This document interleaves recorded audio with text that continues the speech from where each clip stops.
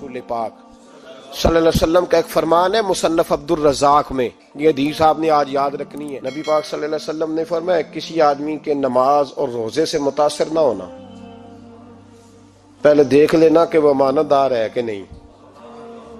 کسی کے نماز روزے سے متاثر نہیں ہونا، پہلے دیکھ لینا کہ دیانت دار ہے کہ دیکھنا لوگوں کی جیبوں پہ کتنی نظریں ڈالتا ہے۔ فرمایا بہت سارے نماز روزے والے دھوکے بازی کرتے ہیں، دیانتی نہ کریں، اپنے عہدے کا پاس رکھیں، اپنے منصب کا خیال رکھیں۔ عہدے جس جگہ آپ موجود ہیں آپ کی ذمہ داری ہے۔ میرے رسول پاک صلی اللہ علیہ وسلم نے فرمایا ہر بندہ تم میں سے نگران ہے، اور جو اس کی رعایا ہے اس کے بارے میں اس نے جواب دینا ہے۔ کبھی بھی بددیانتی نہ کریں۔ ہم لوگوں کا پہلے اعتماد حاصل کرتے ہیں، پھر اس اعتماد کو ٹھیس پہنچاتے ہیں۔ اس کا نقصان پتہ کیا ہوتا ہے؟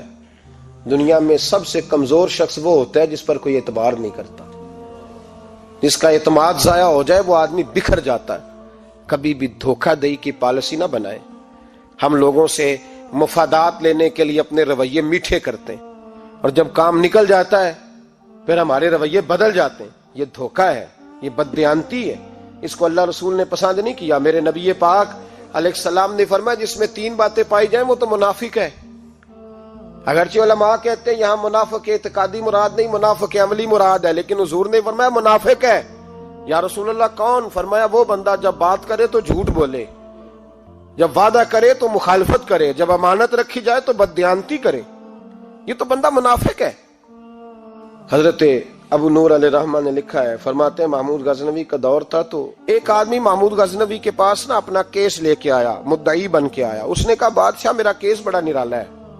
بادشاہ سلامت نے کہا وہ کس طرح؟ کہنے لگا یہ میرے پاس ایک تھیلی ہے، میں نہ سفر پہ جانے لگا تو یہ تھیلی پوری ہیروں کی بھری ہوئی، فلاں علاقے کے جو قاضی صاحب ہے نا، میں جاتی دفعہ میں کہیں سفر پہ جا رہا تھا تو میں ان کے پاس چھوڑ گیا کہ رستہ لمبا ہے، کہیں کوئی مجھ سے چھین نہ لے، ہیروں کی بھری ہوئی تھی۔ کچھ دنوں کے بعد میں واپس آیا ہوں، قاضی صاحب نے مجھے تھیلی واپس کی ہے تو اس میں ہیروں کی بجائے کھوٹے سکے نکلے۔ اب میں نے قاضی صاحب سے کہا ہے تو قاضی صاحب تو میرے گریبان تک آتے ہیں، وہ کہتے ہیں بتا کہیں سے پھٹی ہے، کھلی ہے؟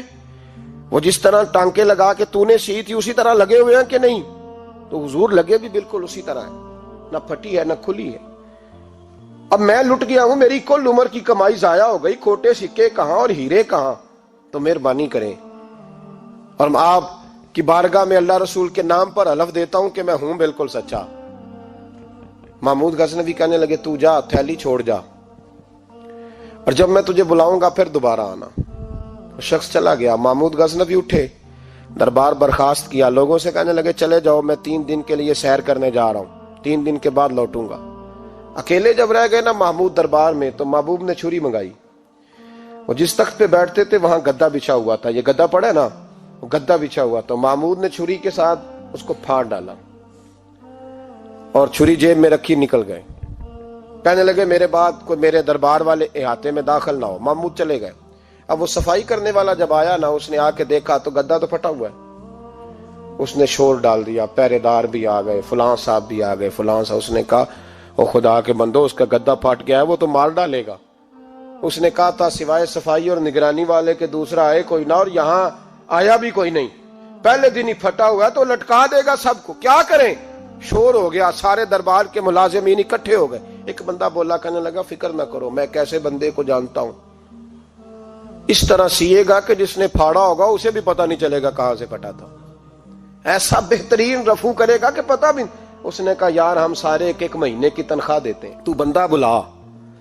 وہ بلا لیا اس کو، اس کا نام محمد رفو گر تھا۔ وہ آیا، اس کو گدا دکھایا، اس کا یار اس طرح سینا پتہ نہ چلے۔ اس نے کہا فکر ہی نہ کرو، میں بڑا کاریگر ہوں۔ بڑے بڑے کاریگر لوگ نہیں ہمارے ملک میں پائے جاتے، کوئی نشان چھوڑتے ہیں پیچھے؟ بڑے کاریگر کا پیسے ہونے چاہیے، بڑے بڑے کاریگر بندے۔ آپ یقین کریں ایسا ایسا فلسفہ، یہ عمرہ عبادت ہے نا، سرکار دو عالم صلی اللہ علیہ وسلم کی بارگاہ کی حاضری بڑی نعمت ہے نا۔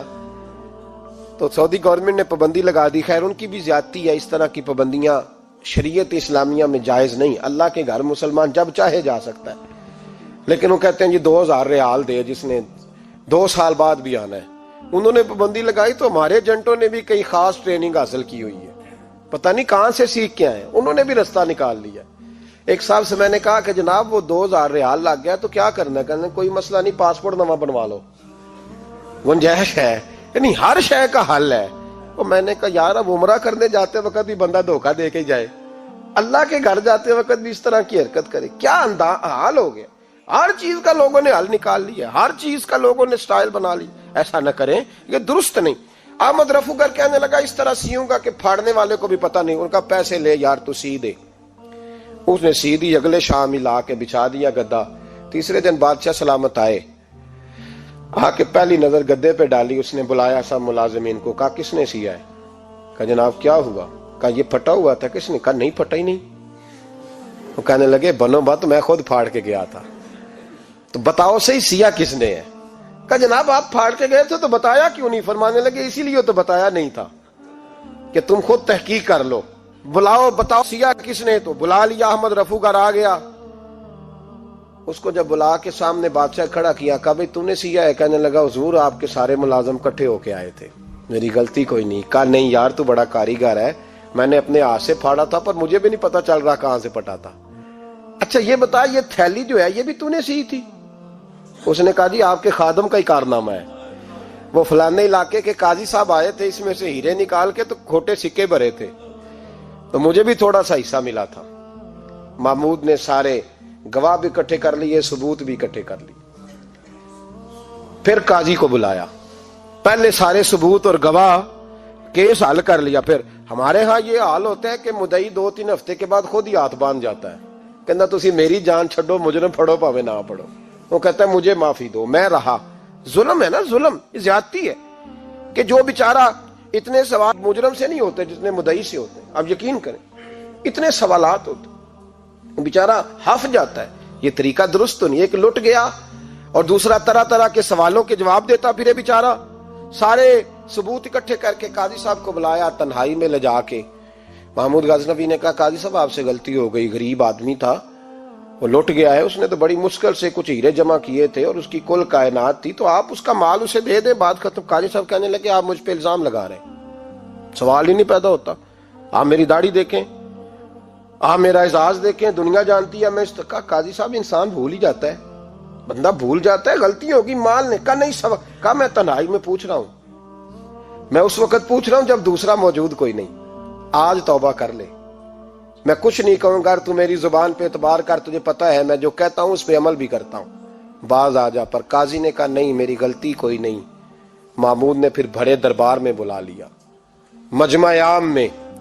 مہلت کے دنوں میں جو توبہ کر لے وہ بچ جاتے ہیں، لیکن لوگ رسوائیوں کے دنوں میں پھر واپس لوٹتے ہیں اگلا گھر دیکھ کے، پھر حالات اور طرح کے ہو چکے ہوتے ہیں۔ جب بڑے دربار میں قاضی کو بلایا، بھائی تو مانتا ہے کہ نہیں؟ اس نے کہا نہیں۔ تو کہا بلاؤ احمد رفو گر کو۔ جب وہ احمد رفو گر آیا تو بوڑھے قاضی کی ٹانگیں کانپنے لگی، جملے ٹوٹنے لگے، لفظ زمین پر گرنے لگے، بات صحیح نہیں ہوتی، زبان لڑکھڑانے لگی۔ محمود کہنے لگے قاضی میں نے تجھے کہا تھا وہاں مان جا بات، اب بڑے دربار میں بول۔ تو جب قاضی صاحب کی گردن خود بخود جھک گئی تو دنیا سمجھ گئی، کہا نکل جا میرے دربار سے۔ محمود بولے نکل جا، اتنی تجھے عزت دی، اتنی بڑی تنخواہ دی، قاضی بنایا، اور یہ تھوڑی سی رقم کے لیے، تھوڑی سی رقم کے لیے تو بددیانت ہو گیا، چل چلا جا، نکل۔ قاضی دربار سے نکلا تو لوگ لعنتیں برسانے لگے۔ کل جو دکانیں چھوڑ کے سلوٹ کرنے آتے تھے وہ کہنے لگے اس کی عمر دیکھو، اس کے کام دیکھو، دیکھو اس نے کیا کیا۔ گھر گیا، بچے جن کے لیے پاپ کمایا تھا، جنہاں لی تو پاپ کمائے ہن کتھے نہیں ہو تیرے کر دے۔ وہ بچے کہنے لگے ابا جی ہم تو سکول مدرسہ جانے کے قابل نہیں رہے، امید تھی کہ بیوی ساتھ دے گی۔ وہ کہنے لگی میں میکے کیسے جاؤں گی، گلی کی عورتیں طرح طرح کی باتیں بناتی ہیں۔ اور بھائی کامیابیوں کے بڑے سربراہ ہوتے ہیں، کوئی کامیاب ہو جائے تو سارے کہتے ہیں میری سپورٹ سے ہوا ہے، ناکامیاں ہمیشہ یتیم ہوتی ہیں، ناکامیوں کا کوئی سربراہ نہیں ہوتا۔ جب تک تو قاضی تھا تو بڑے بات تھی، ہر بندہ کہتا تھا رشتہ دار ہے، رسوائی ہو گئی تو وہ تیری آنکھ ہو یا سنگ ملامت کی چبھن، کون پہنچا ہے میرے درد کی گہرائی تک، دور شہرت میں تو یاروں نے کیا یاد بہت، ساتھ آیا نہ کوئی کوچے رسوائی تک۔ اور میاں صاحب کہنے لگے ساری عمر ہی آٹا گد ہے، میں لکھاں کیتے نہیں پیڑے، اب وقت آیا ہی تے محمد بخشا کوئی نہیں ہوں بیٹھا نیڑے، حالات ہی بدل گئے۔ قاضی خاموشی سے اندر چلا گیا، اپنی رسوائی سمیٹ کے بستر پہ لیٹا، نہ روٹی کی بھوک لگی، نہ پانی کی پیاس لگی، نہ نیند آئی، ساری رات تڑپتا رہا۔ سویرے گھر والوں نے دروازہ کھولا تو روح پرواز کر گئی تھی، دنیا چھوڑ گیا۔ حضرت ابو نور علیہ رحمہ بولے، فرمانے لگے یاد رکھو کبھی بددیانتی نہ کرنا، کبھی۔ یہ تو محمود غزنوی کی عدالت تھی، قیامت میں رب کریم کی عدالت لگے گی۔ اور فرمایا وہاں تو گواہی دینے والا احمد رفو گر تھا، قیامت میں تو تمہارے اپنے ہاتھ پیر گواہیاں دیں گے، ہمارا اپنا وجود گواہی دے گا۔ اور فرمایا یہاں تو لعنتیں دنیا دار برساتے تھے، وہاں فرشتے ہوں گے۔ اور قاضی کو تو موت آ گئی تھی، قیامت میں تو دوبارہ موت بھی کوئی نہیں آئے گی، وہاں تو رہنا ہے اور سہنا ہے۔ اتنی بددیانتی معاشرے میں، اتنی بددیانتی ہر جگہ۔ اس معاشرے کا بھی کچھ بنے گا جہاں دوائی بھی خالص نہ ملے، جہاں دوائی میں بھی بددیانتی ہو۔ لوگ اپنے بچے کو آکسفورڈ یونیورسٹی میں پڑھانے کے لیے غریبوں کے بچوں کے رگوں میں جو دوائی اتارے وہ بھی 2 نمبر۔ اتنا بڑا بھی کوئی بددیانت معاشرہ ہوتا ہے کہ لوگ یہاں تک دھندا کریں، یہاں تک کہ لوگ لوگوں کی زندگیوں سے کھیل جائیں اور ہمیں احساس تک نہ ہو کہ کوئی مر جائے گا، کوئی ڈوب جائے گا، کیا بنے گا۔ اور جس نے وہ اپنی رجسٹر کی دوائی کی، اس نے 2-4 لاکھ روپیہ لیا اور اس نے یہ نہیں سوچا کتنے انسان میری وجہ سے مریں گے۔